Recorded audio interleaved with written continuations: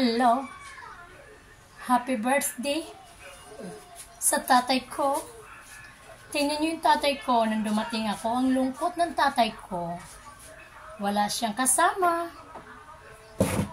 Naiyak ako sa kanya nang dumating ako para akong nagkaroon ako ng kunting lungkot na nakita ko siya na birthday niya ngayon.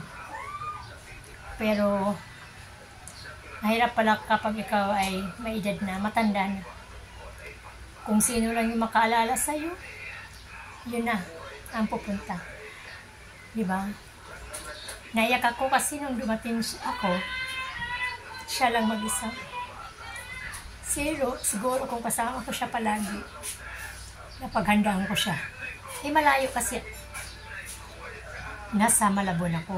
Kaya ako napilitan lang pumunta rito kasi naalala ko siya talaga na magkakaarawan, birthday niya ngayon, pang 94 years old na siya. Ngunit wala kahit isang anak na kasama.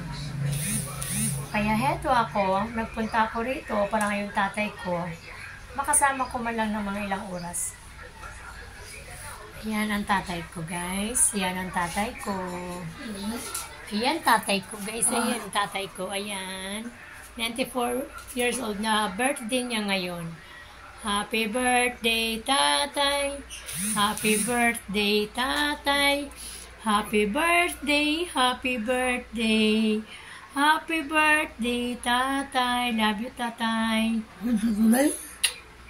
Tatay ko yan, 94 years old na. Ayan. Masama ang pakiramdam niya. Sabi niya, masakit daw sikmura niya. Masakit daw yung tiyan niya. Pinapawisan siya. Parang acidic yung tatay ko. Ayan guys, ang sarap magmahal ng magulang, no? Di bali, tayo pag umabot ng ganong edad, napakaswerte na natin. Yan ang tatay ko, karawan niya ngayong araw na to, October 1, 94 years old na.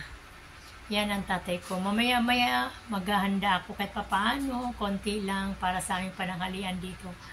Kaya abangan natin guys yung kanyang part 2. Thank you very much.